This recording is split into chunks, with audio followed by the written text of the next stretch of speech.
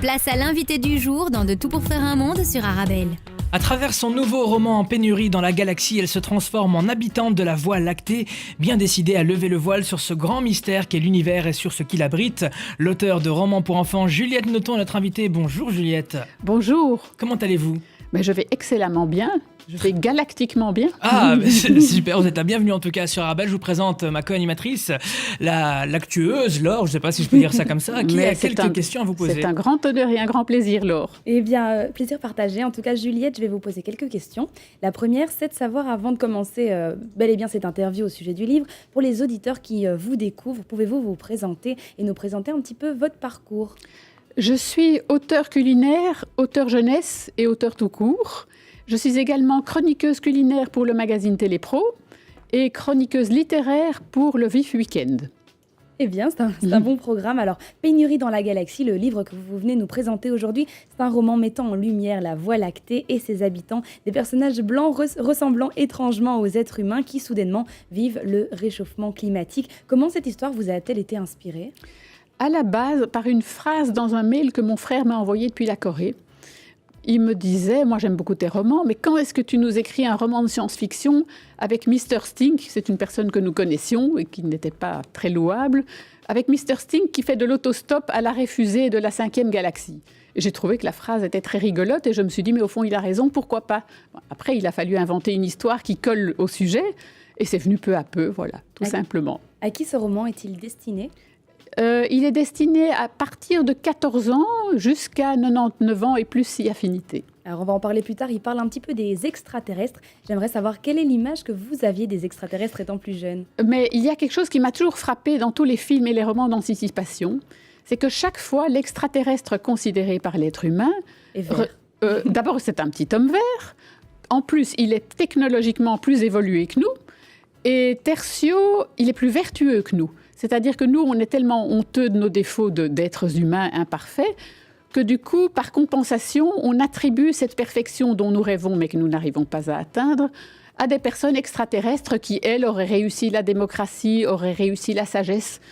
Et moi, je dis dans le roman, c'est pas vrai du tout. On est cons comme vous, on n'est pas verts. Et puis, on n'est pas plus... Au contraire, on est en retard sur vous. Vous comprenez bien que si on était en avance sur vous, ça ferait longtemps qu'on serait venu sur votre planète avec nos vaisseaux spatiaux très technologiques. Voilà. Oui, c'est vrai, finalement. On ne s'est jamais posé cette question-là. Oui. Ben justement, il y a les questions suivantes dans le livre que vous proposez. Alors, ce bouquin renverse un peu les codes. Ici, la Voie lactée passe au premier degré parce que les océans sont exclusivement faits de lait. Alors, une petite question, quel est votre rapport au lait ? Parce qu'on en parle dans tout le livre. Écoutez, je suis sans doute soutenue par la communauté européenne pour les quotas laitiers. Tout s'explique. Et par les Bretons pour le quota beurrier. C'est-à-dire que la Voie lactée, c'est un nom tellement poétique. Je trouve que c'est dommage d'en faire des étoiles de feu alors qu'on a donné un nom laitier, c'est pas logique. Et je me suis basée sur le fait que les lactésiens habitent une planète de lait avec quelques petites îles au milieu, ils se nourrissent de lait. Et d'ailleurs, les 3 héros ont chacun un nom de la bactérie du lait. Il y a Listerio, c'est la Listeria, il y a Salmonella, qui est en fait la salmonelle, et le 3e, c'est E. coli, qui est la 3e bactérie qui peut être dangereuse dans le lait et qui cause parfois certains scandales alimentaires. Et justement, Listerio, c'est le petit personnage principal du livre. Le livre entier est à la première personne du singulier, c'est lui qui parle. Est-ce que c'est pour que le lecteur se retrouve un petit peu dans ce personnage de Listerio ? C'est-à-dire que Listerio est un être imparfait, c'est un être un petit peu pédant parce qu'il se pique d'écrire très bien. Mais voilà, il raconte son histoire en toute simplicité pour expliquer, nous avons subi un réchauffement climatique, pour finalement se rendre compte, nous sommes en l'an 4011 terrestre, bien entendu. Ils ont le lait à chauffer, donc le lait se transforme en beurre, et c'est terrible parce qu'il n'y a plus rien à manger, puisque le lait est leur aliment principal. Donc, il a appris que dans les années 2500, la Terre a enfin réussi à juguler son problème de réchauffement climatique. Donc, il se dit, voilà, ce sont des spécialistes de la question, puisque nous sommes dans le même marasme, nous allons faire appel aux terriens. Dans ce livre, c'est un autre langage, c'est une autre réalité, mais l'être humain est un peu pointé du doigt. On parle beaucoup justement de ses points faibles. On dit par exemple qu'il utilise le mot diable et comme un personnage dont il voudrait mettre en valeur, ou bien on dit on dit plein de choses un petit peu négatives sur l'être humain. Est-ce que c'est votre manière à vous de dire ce que vous pensez de l'être humain ? Mais écoutez, moi je suis, contrairement à ce qu'on pourrait penser, je suis quelqu'un d'extrêmement positif et je crois malgré tout en la bonne qualité de l'être humain. Mais évidemment, on a des petits défauts, mais là, diable, c'est pas très grave, c'est un tic langagier qui existe depuis que la religion catholique est arrivée avec sa cohorte de démons de tout genre, et dans toutes les religions d'ailleurs, le diable il existe partout, c'est pas propre à la religion catholique, il a juste un nom différent, je crois que c'est Shaitan en arabe, c'est Satan, hein. Donc voilà, forcément dans toutes les religions il y a un méchant, on a besoin d'un méchant. Donc oui, voilà, mais c'est pas très grave. Voilà, l'être humain, tout comme le lactésien, ce sont des gens qui font la politique de l'autruche pour ne pas voir les problèmes, et un jour ils sont bien obligés d'ouvrir les yeux. On parle dans ce livre du réchauffement climatique, de l'immigration, de l'inflation galopante, de la devise monétaire. On parle de toute une série de choses. Est-ce que c'est un peu une manière de parler aux enfants, mais d'une manière un petit peu rigolote, de tous ces mots de notre siècle ? Ben, écoutez, le problème notamment du réchauffement climatique et de tous les autres problèmes auxquels nous sommes confrontés, c'est qu'ils sont pris souvent sous un terme moralisant et culpabilisant. Et ce n'est pas en culpabilisant les gens qui vont réagir, au contraire, ils vont se refermer comme des huîtres.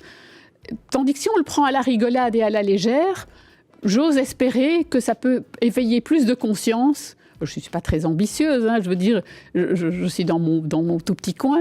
Mais voilà, je me dis que peut-être, en dédramatisant la situation, peut-être que les gens vont un petit peu agir, parce que c'est vrai que tout ce qui est réchauffement climatique et autres problèmes écologiques d'aujourd'hui, ce n'est pas un choix. On ne dit pas « moi je suis écolo » ou « moi j'ai décidé de ne pas être écolo ». C'est pas du tout une question de choix, c'est simplement qu'on doit, parce qu'on on est obligé de sauver la planète. Il y a un personnage dans le livre, Mr. Sting, vous en avez parlé, Laure. Tu as une petite question à ce sujet d'ailleurs. Mais oui, en fait j'aimerais savoir... Qu'est-ce qu'il représente, ou en tout cas, sans trop en parler à nos auditeurs, quel est son rôle un peu dans ce livre ? Mr. Sting, c'est un peu le bouc émissaire. Donc c'est un être absolument répugnant qui, pour la petite histoire, a vraiment existé, mais il ne se reconnaîtra pas. Je crois qu'aujourd'hui, il mange les pissenlits par les racines. Mais voilà, c'est quelqu'un que j'ai très bien connu et qui, effectivement, était très laid, sentait très mauvais. Et voilà, c'est un peu l'empêcheur de danser en rond, celui qui vient foutre le bordel dans la galaxie lactée, qui n'avait pas besoin de lui. Il est recueilli très, très généreusement par les lactésiens en tant qu'immigré. Et puis finalement, il devient tellement puissant qu'il ouvre toutes ces industries. Et ce sont ces industries qui créent le réchauffement climatique. Mais il n'est pas l'unique fautif. Les fautifs sont aussi les lactésiens qui se sont laissés faire, qui ont fermé les yeux et qui n'ont pas senti venir peu à peu la mainmise totale qu'il avait sur le commerce et les industries et la chaleur qui venait peu à peu, qui était générée par ces industries. On peut dire que c'est un peu politique aussi comme livre, d'une certaine manière. On ne peut pas vraiment s'en passer, mais c'est de la politique soft. Hein. Moi, je suis vraiment pas politicienne. C'est pas un engagement politique. Voilà. Je veux dire, par là, on parle de plein de maux de notre ère, on parle des problèmes que vivent les êtres humains. Nous, c'est pour ça que je dis qu'on peut classer ça comme politique. Certainement dans un sens. Mais la politique toujours axée forcément sur la sauvegarde de la Terre. Il y a d'ailleurs une chose qui me choque depuis toujours, depuis que le parti écolo existe. Je pense que l'écologie ne devrait pas être un parti politique. L'écologie, c'est un devoir, c'est pas un idéal, c'est un devoir. Donc je vois pas pourquoi ça doit être politisé. C'est pas comme si on disait moi je choisis d'être de gauche ou je choisis d'être de droite. On va pas dire moi je choisis d'être écolo ou je choisis de pas être écolo. C'est hors politique. Tout le monde devrait l'être. Voilà, donc tout le monde devrait l'être et on devrait le dépolitiser. Je crois que ça libérerait beaucoup l'écologie parce qu'ils sont enfermés dans cette politique. Du coup, les autres partis se jettent dessus à bras raccourcis. Donc je pense que ça les pénalise. Une dernière question, Laure. Oui, quelque chose m'a marqué dans ce livre, c'est le fait que les petits lactésiens ne portent pas de montre. Pourquoi ? Parce qu'en fait, ils ont une conscience aiguë et instinctive du temps, c'est-à-dire ils se couchent quand ils sont fatigués et ils mangent quand ils ont faim. Et justement, j'aimerais savoir d'où ça vous est venu et qu'est-ce que ça vous évoque. Mais je crois que c'est une utopie de l'être humain. Nous aussi, on aimerait bien pouvoir faire dodo quand on veut et manger quand on veut. On est toujours au régime, on doit toujours travailler, donc on ne peut pas choisir de dormir. Donc voilà, ils ont ce petit thermomètre au bras qui leur dit, écoutez, là tout d'un coup, ça, il fait trop chaud, ou surtout, touchez pas ça parce que ça brûle, etc. Donc voilà, mais ça c'est simplement une caractéristique physique. Puisqu'ils sont pas verts, on va quand même les faire un tout petit peu différents de nous. Parce qu'on pourrait imaginer, je sais pas, les humains sans horloge, sans montre. Ah oui, évidemment, nous on est scotchés à l'heure, tandis qu'eux, ils vivent avec le soleil, enfin avec les soleils de la galaxie. Bon, moi j'ai quand même la pub à faire passer dans une petite minute, on a quand même des montres ici. Si vous faites une pub pour du yaourt ou du beurre ou du lait, ça serait très bien. On va essayer de dealer ça avec le service marketing. Avant de vous quitter, Juliette Noton, un petit mot de la fin, ce que vous voulez. Eh bien écoutez, je souhaite amicalement à tous les lecteurs potentiels de s'amuser avec mon livre, ou je ne sais pas, que ça leur apporte une certaine réflexion, mais réflexion toujours légère. D'accord, le livre s'appelle, je vous le rappelle, Pénurie dans la galaxie. L'auteur est Juliette Noton. Merci beaucoup d'être passée nous faire un petit coucou. Merci à vous. Et vous êtes la bienvenue quand vous voulez. Avec joie.